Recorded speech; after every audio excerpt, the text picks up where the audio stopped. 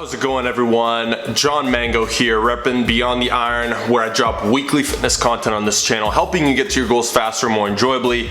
In today's case, I'm going to be doing a review of the Oura ring. So, another one of my review videos. You know how we do it over here. Straight up, honest. I've been using this thing for over a month, and no, that's not going to tell you everything you need to know about my bias towards it. I'm going to break this down objectively as best as I can, the pros and cons, and I'm going to be going over the following. First up is going to be design, comfort, that kind of stuff. Next up is going to be features and tech.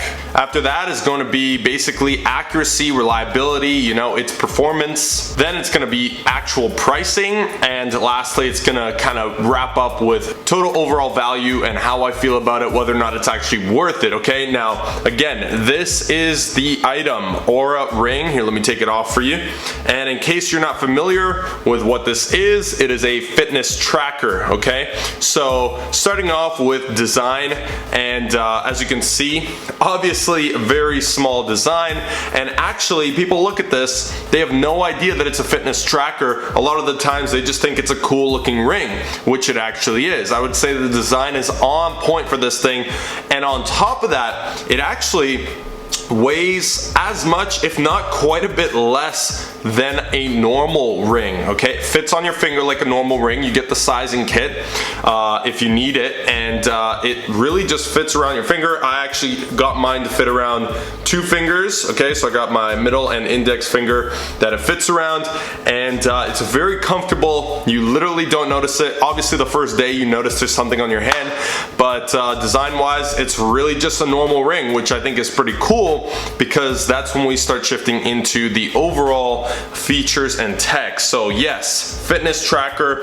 If I take this off and see if you can see inside of that, there's actually quite a bit of tech in there. Let's see if I can get my face out of here, if you can zoom in. But basically there's a lot of tech in there, little thermometer, all these things that measure different things that I wasn't really aware that fitness trackers usually do.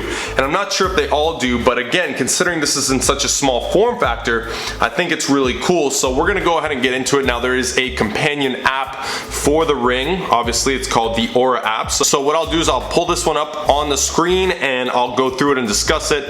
So I'll go ahead and pull it up, bam, right there. And here is the app. Okay, now going through this stuff, I think first let me say this, I think it's a really cool concept, because this gives you different things that other fitness trackers, again, at least that I'm aware of, don't really tell you. So the first thing is the first thing you see on the screen right there, which is the readiness score. And basically this is just an overall score that it puts together based off your activity levels and your sleep. Okay, this is actually primarily something that you would use for tracking your sleep. It is very accurate with that, but we'll get into that after.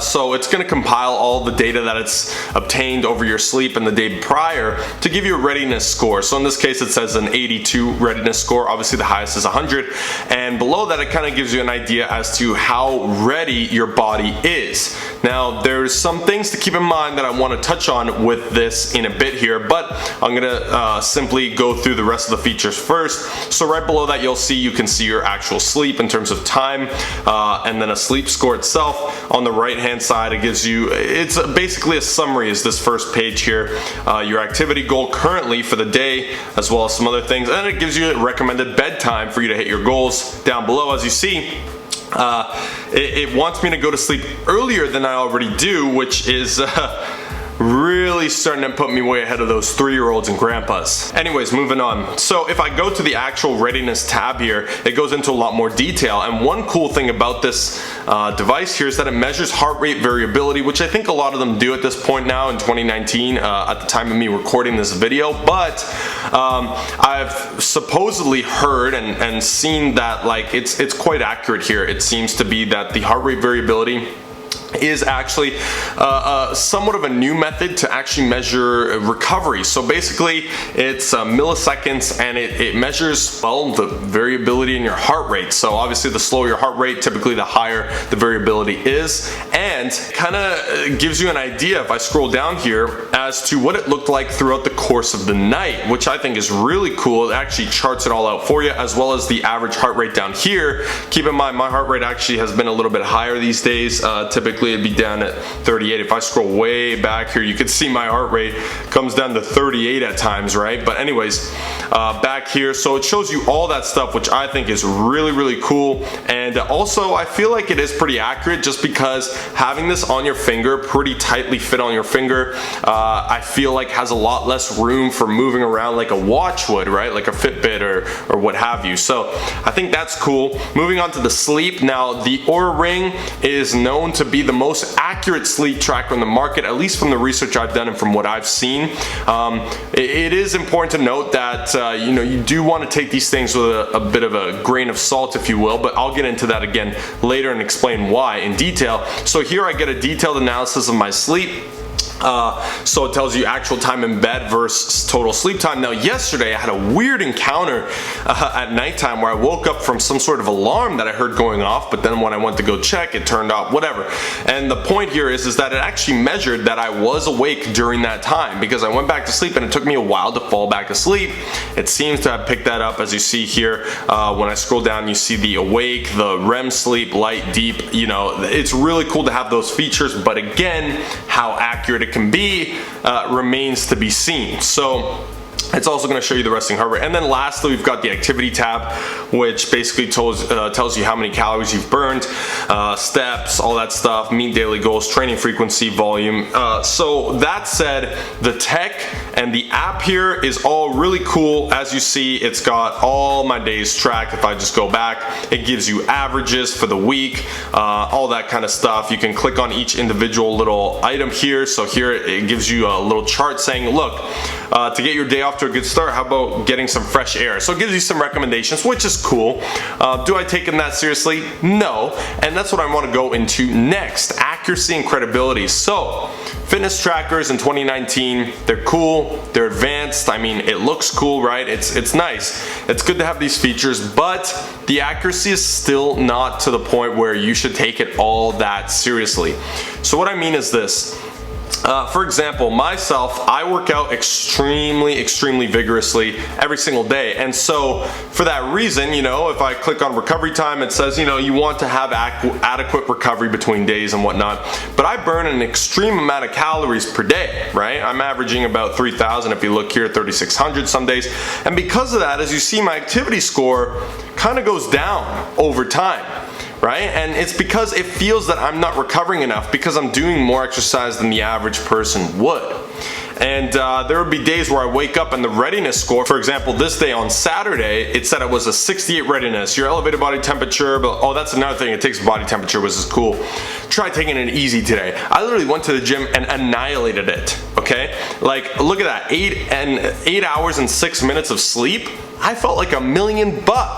And I did find that to be happening quite often, where I felt really good from the sleep that I had the previous night, but I wake up and this thing tells me, hey, you might want to take it easy today. I'm like, what? So again, that's why you want to take it with a grain of salt, because if I did take it easy on those days, I could have missed out on some serious gains and some seriously good workouts. So, you know, when it comes to sleep, that's why I still use it, because I think it's the most accurate for tracking actual time in bed. I have found that accuracy wise, time in bed has been very accurate, and times that I wake up during the night I've also found to be pretty accurate. The REM sleep, the deep sleep, I'm not too sure how accurate that is, but that's what I measure it, just to make sure that I'm consistent with how much time I'm actually in bed and how much I'm sleeping for. So for that, I think the Oura Ring is amazing, and I think it's worth it just for that, just so you can keep track of how long you're sleeping, you know, because obviously there's so many factors below that influencing our actual quality of sleep that we can't really measure very accurately. So with that said, the price of the Oura Ring when I got it was, I believe, $299 USD plus tax. Okay, so it comes out to roughly 350 bucks, something like that, if you live in in the United States, and I live in Canada, so the exchange rate crushed me as it always does, but hey, it's all good. And you could get the different styles. So this style here, it's got a bit of a flat top. I'm not sure if you can see it, bit of a flat top there. It's called the Heritage.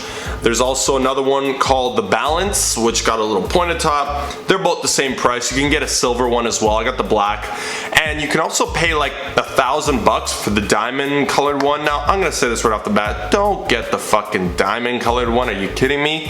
$1,000 for something that literally has the same function as this. You know, this isn't an engagement ring or whatever. So I would just write that off completely. But when you look at the competitiveness of the market with these things, this fitness tracker is somewhat in competition with Fitbits, right? And a lot of these Fitbits do cost $200. Obviously, the Apple Watch costs a lot more, but it can do a lot more than this. It can take calls and whatnot. So for the price, I think that it is a little bit pricey. I think that the sweet spot would be maybe like $50 cheaper for $200. So like $150 plus tax, I think would be perfect. But with that said, I've enjoyed it so far. Obviously, I still use it, and I probably will continue to use it. I've experimented with not using it to see, because sometimes I would start to rely on this for my sleep, and some days I'd wake up and I say, oh, I don't feel so good. So that's something that you want to make sure you don't do, is don't get reliant or dependent on this. It's kind of like the scale, right? You use it as a tool, use it for what it's for. Don't let it tell you what to do, because like I mentioned, if I let it tell me, hey, you got to take it easy today, I would have missed out on some serious workouts. So really always first go off how you're feeling, and you could just leverage this as a tool, mostly for the sleep, I would say. That's really all I take it seriously for, just to at least track how much sleep you're getting, because that is obviously very important. And if you got to shell out some money for it, then I think it's worth it. Also, the form factor is huge, especially me. I like to wear a watch like this, and I don't necessarily want to be wearing one all the time, and so I can wear the fitness tracker all the time, and it's not a bother at all. Now, keep in mind, when it comes to lifting weights, I do take it off. Okay, so I manually input that exercise in, so again, accuracy is not the greatest there, but I take it off for weightlifting. However, for the rest of the day, I keep it on. You can measure your heart rate throughout the day and stuff like that, so I think it's a good tool. Again, I think the price could have been a little bit less, but I understand with the design and all that, that obviously it probably costs a decent amount to make. I'm not too sure, but overall value and recommendation for me would be look at the market and see what you would prefer. If you're really just wanting something for sleep like I was, then I would recommend this. It's a lot less intrusive when you're going to sleep. You can use the airplane mode when you're sleeping, so it won't interfere with any brainwave activity and so on.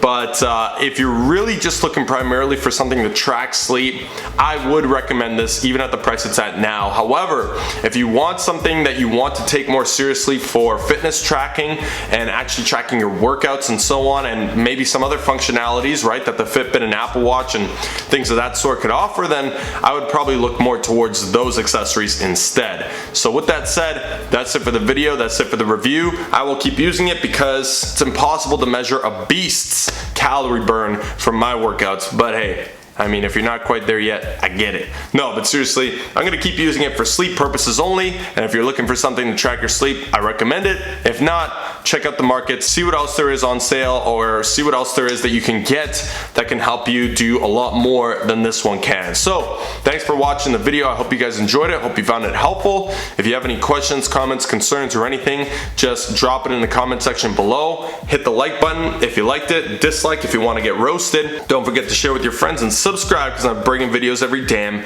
week. I'm out.